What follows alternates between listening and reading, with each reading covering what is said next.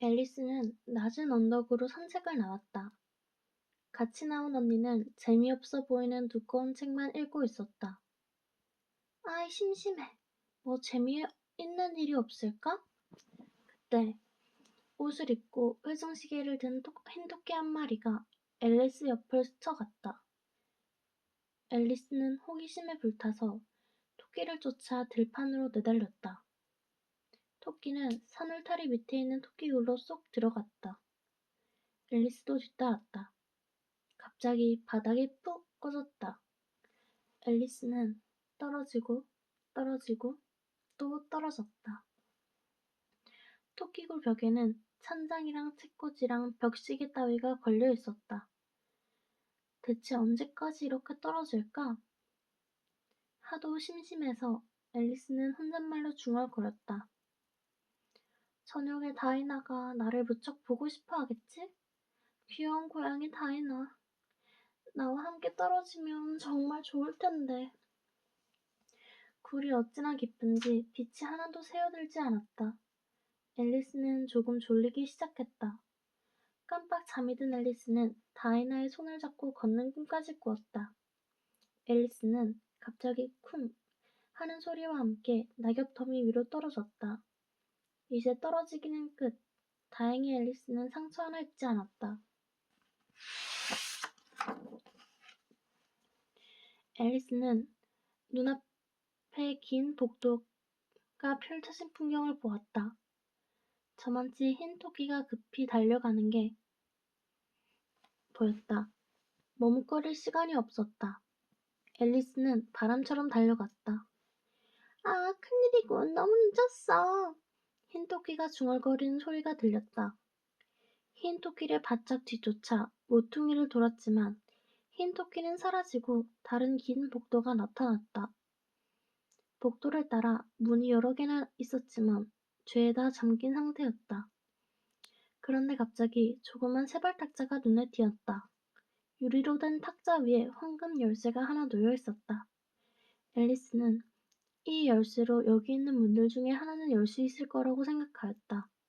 그러나 어떤 문에도 맞지 않았다. 다시 복도를 한 바퀴 돌다가 커튼 뒤에 숨어있는 작은 문을 하나 보았다. 앨리스는 조심스럽게 황금 열쇠를 끼워 보았다. 딱 맞았다. 문은 쥐구멍 크기의 작은 통로로 이어져 있었다. 통로 끝에는 멋진 정원이 펼쳐져 있었다. 우와, 저렇게 아름다운 정원은 태어나서 처음 봐. 그러나 문이 너무 작아서 머리조차 들이밀 수 없었다. 내 몸을 망원경처럼 줄일 수 있다면 정말 좋겠다. 앨리스는 사람을 망원경처럼 착착 접을 수 있는 방법에 대한 책이 있었으면 좋겠다는 생각을 하면서 탁자로 되돌아갔다.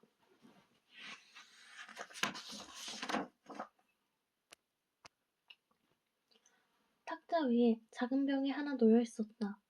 병에는 커다란 글씨로 나를 마셔요 라고 적힌 꼬리표가 달려 있었다. 앨리스는 망설이지 않고 병에 든 것을 다 마셔버렸다. 기분이 이상해. 내 몸이 망원경처럼 줄어드는 것 같아. 정말이었다.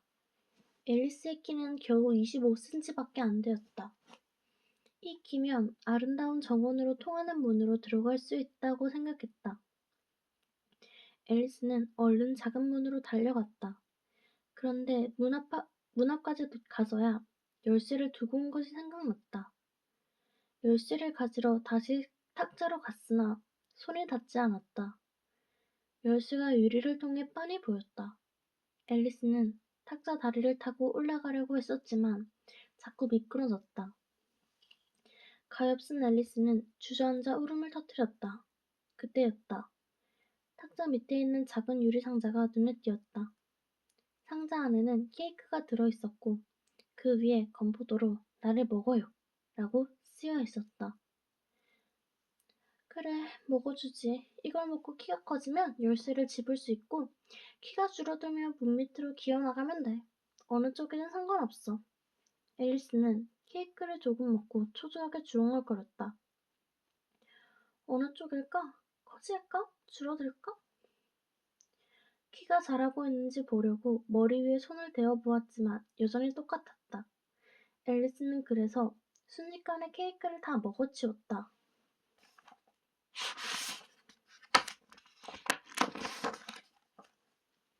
앨리스는 너무 놀라 소리를 질렀다.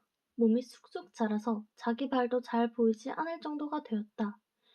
가엾은 발들아, 너무 멀리 있어서 이제 너희들을 돌봐줄 수가 없을 거야. 하지만 발들한테 잘못하면 안 되는데. 그럼 발들이 내가 가고 싶은 쪽으로 가려고 하지 않을 거야. 어쩌지? 앨리스는 생각에 잠겼다. 좋아. 크리스마스 때마다 선물을 보내자. 하지만 자기 발에게 선물을 보내면 얼마나 우스울까? 주소도 정말 이상하겠지? 앨리스의 왼발과 오른발 귀하라니. 그때 앨리스의 머리가 천장에 부딪혔다. 앨리스의 키는 이제 2m 70cm가 넘었다.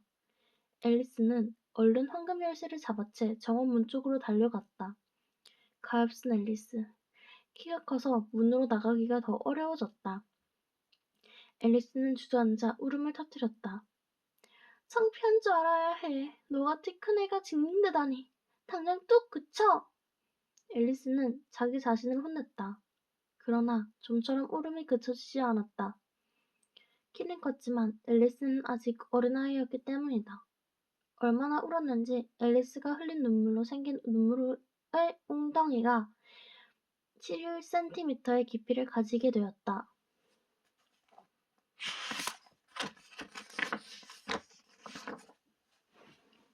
멀리서 후다닥 달려오는 발소리가 들렸다.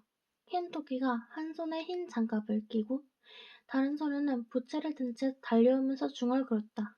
아, 공작 부인, 공작 부인, 내가 늦게 가면 펄펄 뛸 텐데. 앨리스는 너무 절망적인 상태라 누구한테라도 도움을 청해야 할 판이었다. 여보세요. 앨리스가 말을 걸자 흰 토끼는 놀라 흰 장갑과 부채를 떨어뜨리고 어둠 속으로 허둥지둥 달아났다. 앨리스는 장갑과 부채를 주워들었다. 방이 너무 더워 부채로 땀을 식히려다 문득 손을 보니 놀랍게도 손에 흰 토끼의 친 장갑이 끼워져 있었다. 어머나, 내가 다시 작아졌나? 어떻게 이 작은 장갑을 낄 수가 있지? 정말이었다. 앨리스의 키는 60cm로 줄어들었는데 계속해서 작아들고 있었다. 부채 때문이었다. 앨리스는 얼른 부채를 던졌다. 휴, 하마터면 몸이 아예 없어질 뻔했다. 앨리스는 다시 정원 문으로 달려갔다.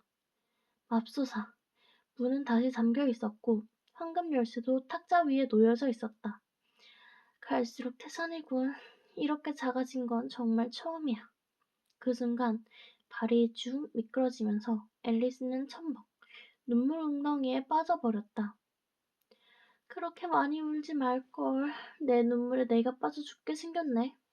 바로 그때 웅덩이 저쪽에서 뭔가 첨벙 하는 소리가 들렸다.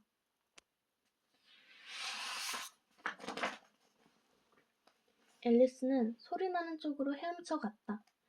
눈물에 빠진 것은 하마 같은 커다란 동물이라고 생각했는데 가만 보니 작은 생쥐였다.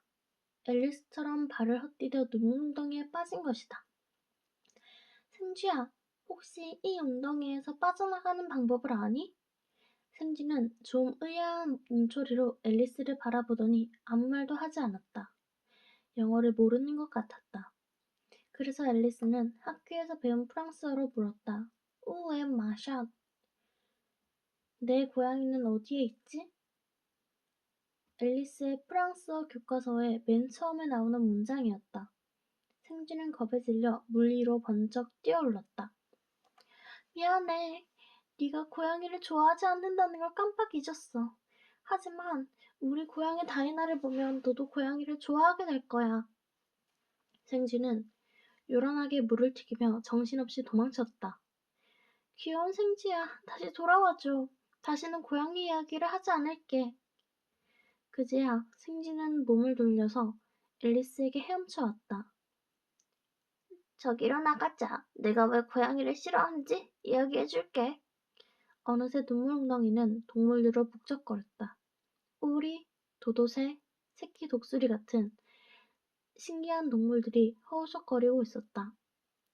앨리스와 동물들은 헤엄쳐 모두 눈물 웅덩이 밖으로 빠져나왔다.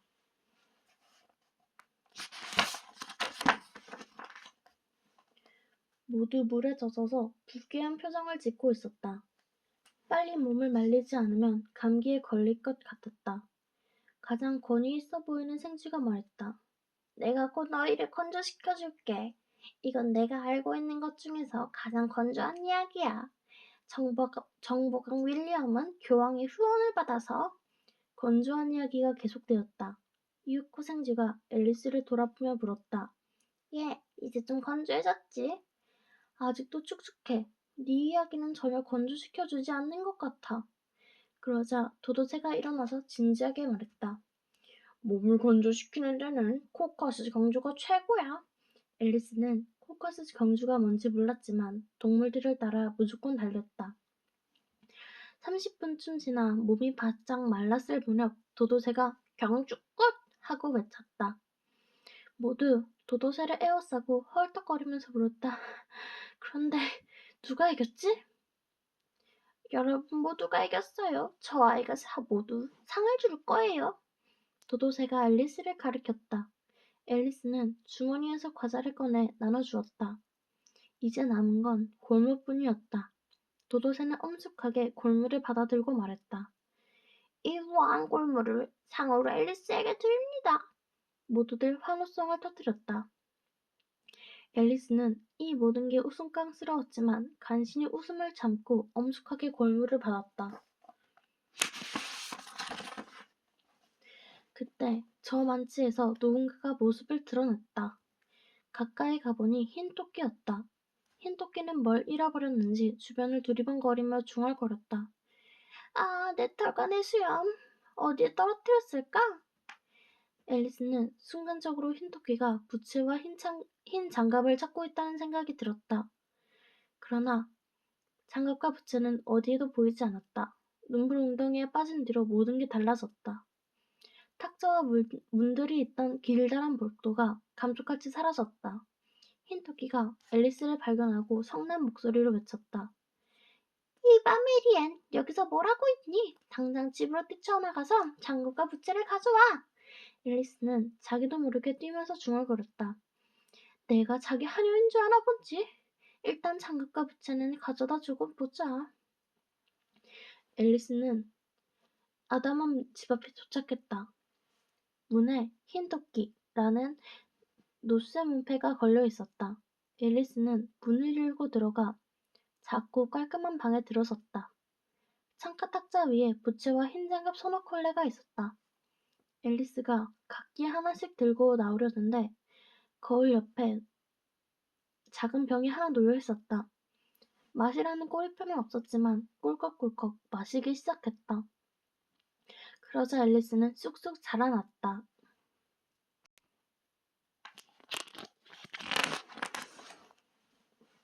병 안에 든 액체를 반도 마시기 전에 앨리스의 머리가 천장에 닿았다. 앨리스는 얼른 병을 내려놓고 중얼거렸다. 더는 커지지 말아야 할 텐데. 지금도 문을 빠져나갈 수 없을 정도야. 조금만 마실걸. 하지만 이미 엎질러진 물이었다. 앨리스의 몸은 너무 커져서 발 하나는 창밖으로 내밀고 손 하나는 뒷문 밖으로 내밀었다. 다행히 자라는 건 멈췄지만 불편한 자세로 누워있어야 했고 방을 빠져나갈 수도 없었다. 잠시 뒤 밖에서 흰토끼의 목소리가 들려왔다. 메리앤, 빨리 장갑을 갖다 달라니까! 재빠르게 계단을 올라오는 발소리가 들렸다.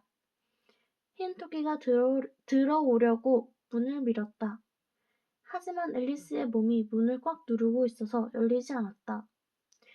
뒤로 돌아가서 뒷문으로 들어가야겠군. 잠시 뒤 흰토끼가 뒷문 쪽으로 다가오는 소리가 들리자 앨리스는 손을 마구 휘저었다. 그러자 쿵 하고 떨어지는 소리가 들렸다. 흰토끼의 성난 목소리가 뒤따라 들리더니 작은 조약돌들이 소나기처럼 유리창으로 쏟아져 들어왔다.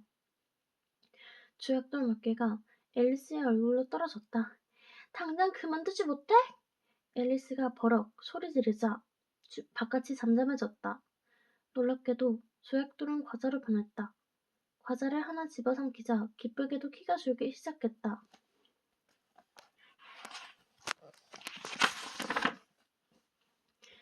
다시 작아진 앨리스는 곧장 집 밖으로 뛰쳐나왔다. 그리고 근처 울창한 숲에 몸을 숨겼다. 주변을 둘러보니 옆에 앨리스와 비슷한 키의 버섯이 있었다.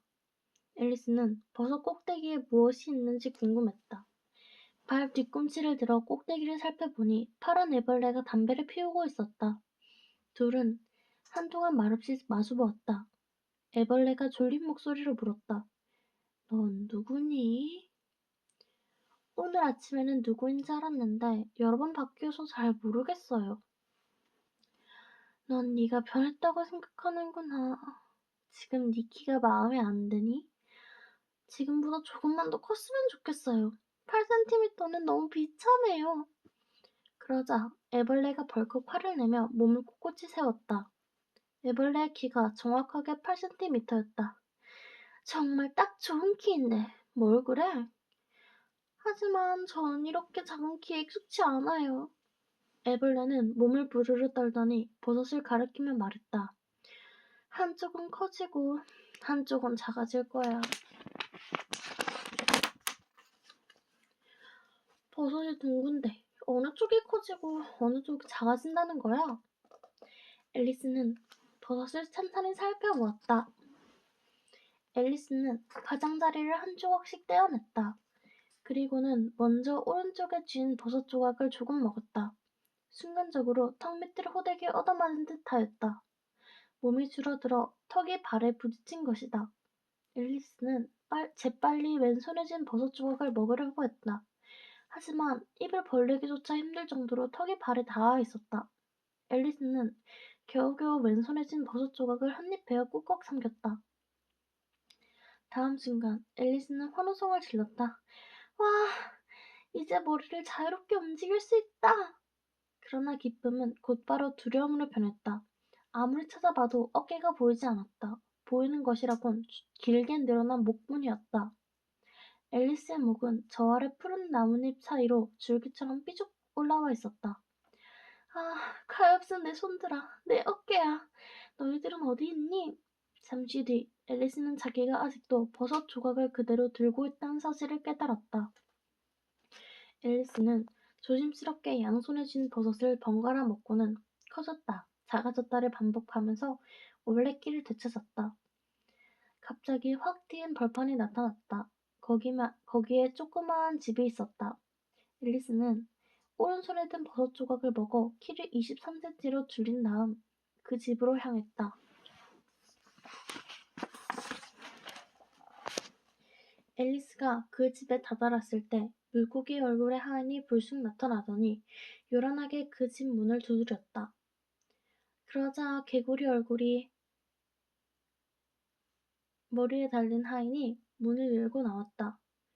여왕폐하께서 공작 부인을 그렇게 경기에 초대하셨습니다.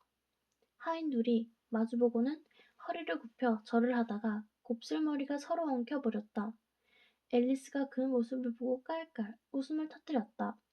바로 그때 문 안에서 커다란 접시가 날아왔다. 개구리 하인의 코를 스치고 날아가던 접시는 나무에 부딪혀 박살이 났다. 앨리스는 재빨리 집 안으로 들어갔다. 문 바로 안쪽은 커다란 부엌이었다. 공작 부인이 그 가운데에 앉아서 아기를 어르고 있었고 요리사는 손에 잡히는 대로 이것저것 던지고 있었다. 국자와 냄비, 접시들이 날아다니고 아기는 아까부터 죽어라 울어댔다. 앨리스는 무서워서 펄쩍펄쩍 뛰면서 소리쳤다. 제발 조심하세요. 아기의 예쁜 코가 다치겠어요. 그러자 공작 부인이 앨리스에게 아기를 던지면서 말했다. 자, 네가 아기를 달래봐. 나는 여왕폐하와 그렇게 경기를 할 준비나 해야겠어. 앨리스는 얼른 아기를 데리고 밖으로 나왔다. 걱정스럽게 아기를 들여다보는데 어머나! 아기가 꿀꿀 울었다. 앨리스의 품만에 안긴 것은 아기가 아니라 돼지였다. 앨리스는 깜짝 놀라 돼지를 내려놓았다. 돼지는 잽싸게 숲속으로 내달렸다. 앨리스는 그 모습을 보며 말했다. 사람이라면 정말 못생긴 애겠지만 돼지치고는 잘생긴 편이야. 앨리스는 몇백 미터 앞 나뭇가지에 앉아있는 채셔 고양이를 보았다. 채셔 고양이가 앨리스를 향해 씩 웃었다. 채셔 고양이야, 여기서 나가려면 어느 길로 가야 하는지 알려줄래? 그건 네가 어디로 가고 싶은가에 딸려있어. 난 어디로든 상관없어. 그렇다면 어느 길이로나 가도 돼. 맞는 말이었다. 그래서 앨리스는 거기에 누가 사는지 물어봤다. 저쪽으로 가면 사물토끼가 살고 저쪽으로 가면 모자 상수가 살아. 둘 다 미쳤으니까 어디로든 가도 돼. 고양이는 이 말을 남기고 꼬리 끝부터 사라지기 시작해서 희죽 웃는 입을 마지막으로 사라졌다. 고양이가 사라진 뒤에도 웃음은 한동안 남아있었다. 웃음만 남는 고양이는 처음 보는걸. 앨리스는 사물토끼가 산다는 곳으로 걷기 시작했다. 얼마 가지 않아 사물토끼의 집이 보였다. 이번에는 집이 꽤 컸다.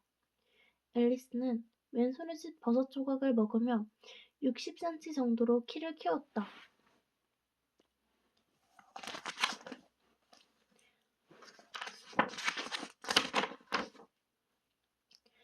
집 앞에 놓인 길다란 식탁 앞에서 사물토끼와 모자장수가 홍차를 마시고 있었다. 모자장수는 쿠션이 아니라 겨울잠 쥐 위에 팔꿈치를 얹고 있었다. 사물토끼와 모자장수는 넓은 자리를 놔두고 한쪽 구석에 바싹 붙어 앉아 있었다. 둘은 앨리스를 보더니 소리쳤다. 자리가 없어! 자리가 없어! 자리는 충분히 있잖아요.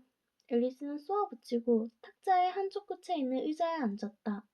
사물토끼가 이번에는 상냥하게 앨리스에게 말을 걸었다. 포도주 좀 마실래? 하지만 탁자 위에는 홍차밖에 없었다. 있지도 않은 것을 권하는 건 예의가 아니야. 앨리스가 화를 내자 사물토끼가 말했다. 권하지도 않았는데 멋대로 자리에 앉는 것도 예의가 아니지. 모자장수가 호기심 어린 눈으로 앨리스를 보더니 입을 열었다. 수수께끼 하는 애지. 까마귀와 책가능이 같은 이유는? 정말 이상한 수수께끼였다. 모두들 말도 안 되는 수수께끼로 말씀을 하는 동안 모자장수는 시간을 잠시 들여다보았다. 앨리스는 그 시계가 이상하다는 것을 눈치챘다. 정말 이상한 시계네요. 시계바늘이 움직이지 않아요. 꼭 시계바늘이 움직여야 하나요? 모자장수는 고개를 치켜들고 깔보듯이 말을 이었다. 시간은 부탁만 잘하면 무슨 일이든 들어준단다. 예를 들어 수업이 시작될 아침 9시가 되었다고 치자.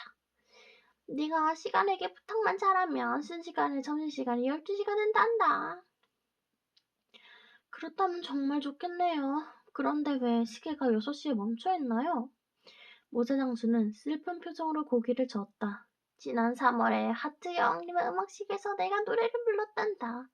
그런데 1절이 마치기 전에 여왕님이 고함을 쳤어.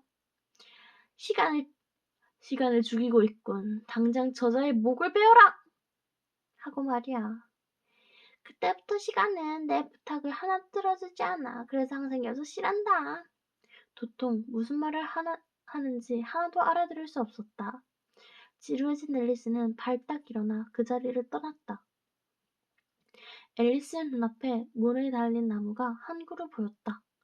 앨리스가 문을 열고 작은 통로를 따라가자 아름다운 꽃밭과 시원한 봉수가 있는 정원이 나타났다. 돌고 돌아 드디어 정원에 온 것이다. 정원 입구에는 장미가 몇 그루 서 있었다. 그런데 정원사 셋이 흰 장미를 빨갛게 칠하느라 정신이 없었다. 실례지만 왜 장미꽃을 빨갛게 칠하는지 말해주실 수 있으세요? 실수로 흰 장미를 심었어요. 여왕님이 하시면 진 목이 잘릴 거예요. 저만치 여왕의 행렬이 나타났다. 모두들 네모나고 납작하게 생겼고 다이아몬드나 하트, 클로버 무늬의 옷을 입고 있었다. 카드나라 같았다. 행렬에는 흰 토끼도 끼어 있었다. 정원사들은 여왕을 보자마자 넙죽 엎드려 고개를 숙였다. 지금 뭘 하고 있는 거지? 장미꽃을 살펴보던 여왕이 화가 나서 소리를 쳤다.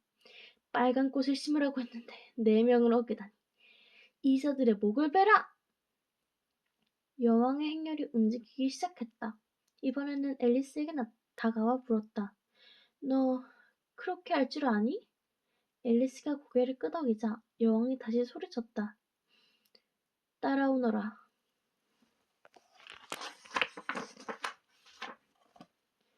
앨리스는 무슨 일이 일어날지 궁금해하여 행렬을 따라갔다. 앨리스가 흰 토끼에게 다가와 물었다. 공작 부인은 어디 있어요? 토끼가 앨리스의 귀에 대고 작은 소리로 속삭였다. 힛!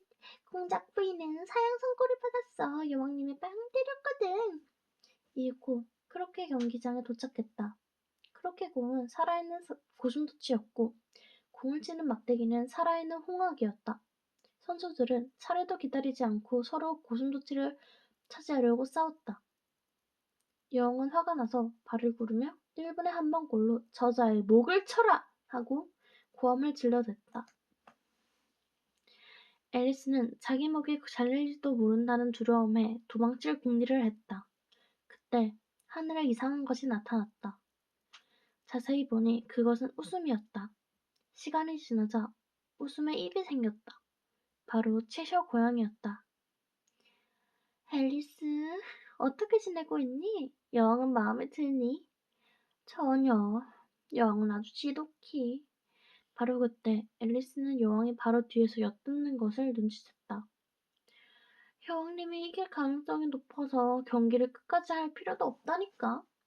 그러자 여왕은 흡족한 미소를 지으며 지나갔다. 왕이 다가와 호기심에 가득 찬 눈으로 채셔 고양이를 보았다.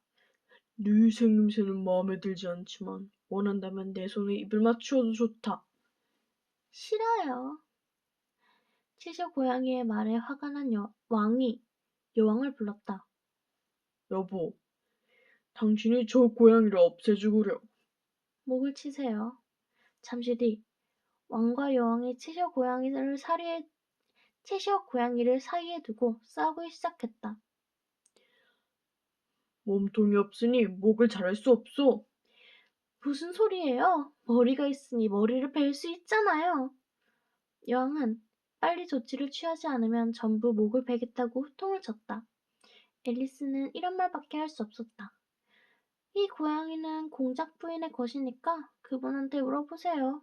신하가 공작 부인을 데리러 가자 고양이의 머리가 서서히 사라지기 시작했다.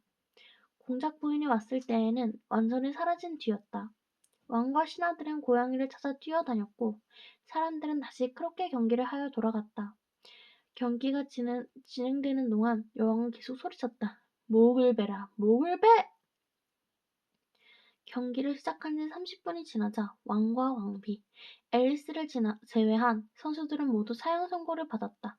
그때 멀리서 재판 시작! 하는 소리가 들렸다.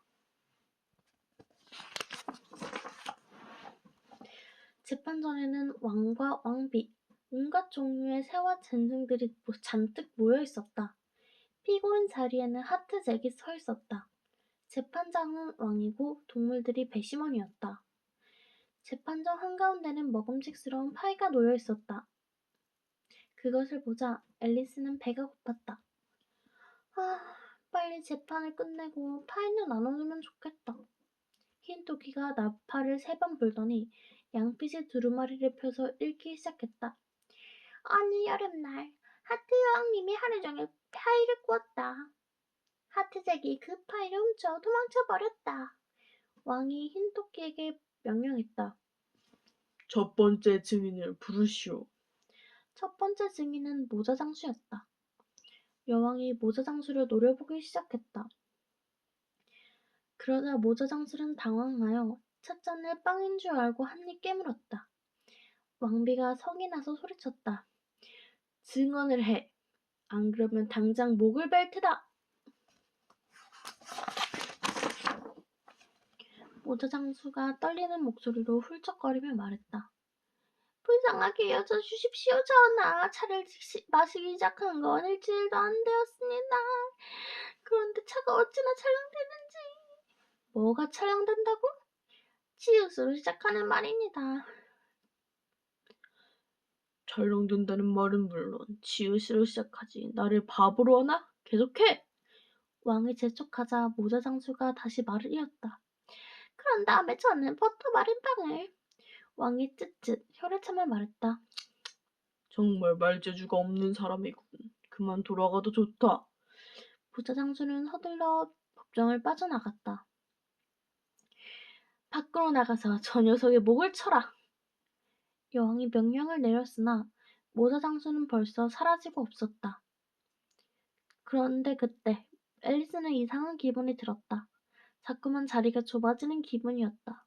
가만 보니 몸이 점점 커지고 있었다. 다음 증인은 나오시오. 앨리스! 흰 토끼가 날카로운 목소리로 앨리스를 불렀다. 놀란 앨리스는 자기가 얼마나 커졌는지도 모르고 벌떡 일어섰다. 그 바람에 배심원석이 앨리스의 치맛자락에 걸려 넘어졌다. 앨리스가 예전에 어항을 엎었을 때의 금붕어들처럼 배심원들이 바닥에 널브러졌다. 어머나 죄송해요. 당황한 앨리스가 배심원들을 주워 모았다. 가엾은 도마뱀은 꼼짝도 못하고 꼬리만 흔들고 있었다.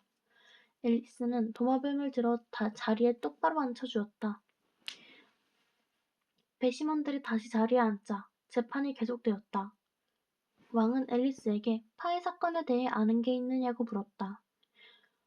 아무것도 없습니다.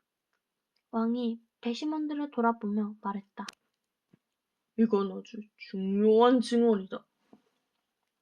그러자 어떤 배심원은 중요하다 라고 썼고 어떤 배심원은 중요하지 않다 라고 썼다. 그걸 본 앨리스가 중얼거렸다. 아무러면 어때? 어차피 이상한 재판인걸. 공책에 뭔가를 적던 왕이 느닷없이 일어나 공책을 읽었다. 규칙 제42조. 키가 1600m가 넘는 사람은 법정에서 나가야 한다. 모두들 앨리스를 쳐다보았다. 내 키는 그렇게 크지 않아요. 그리고 그 규칙은 지금 만들었잖아요.